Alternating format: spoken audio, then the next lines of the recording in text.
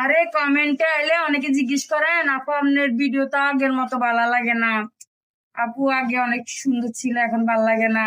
আপু ঘন ঘন কিনলে পোস্ট করেন ভিডিও করেন।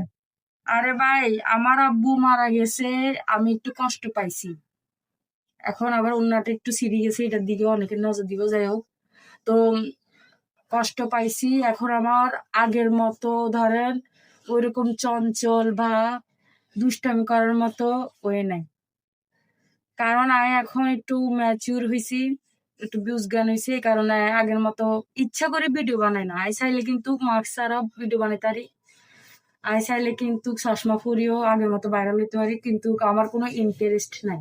আর নিজে 3 মিলিয়ন ফলোয়ার্স এর টিকটক আইডি আরেকজনকে দান করে দিছি, আর ইনস্টাগ্রাম দান করে দিছিস, ইউটিউব চ্যানেল 50 লাখ, 1 লাখ, 1 কোটি এরকম সাবস্ক্রাইব আমি দান করে দিছি। এখন এত বছর পরে আইছি, আমার আগের মতো মানে ওই শক্তিটা নাই। আছে, ইচ্ছা করে করতেছি না ভাই, দরকার কি? কবর একদিন যাইতে হইব, মরতে হবে, মরি তো যামু।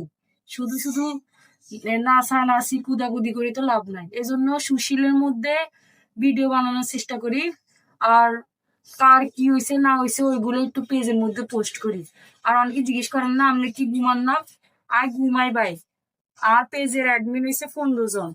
আয় না থাকলে একজন চালায়, আবার ওইটা না থাকলে আরেকজন চালায়, এরকম আর কি। তো ওদেরকেও বেতন দেওয়া হয়।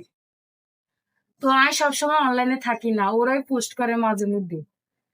আর ফেসটা কোনো হ্যাকট্যাগ হয় নাই, সমস্যা হইতেছে আমি ভিডিও বানাইতে আমি পছন্দ করি না। অনেকে মনে করবেন যে আমি পেজ থেকে অনেক টাকা ইনকাম করছি, না।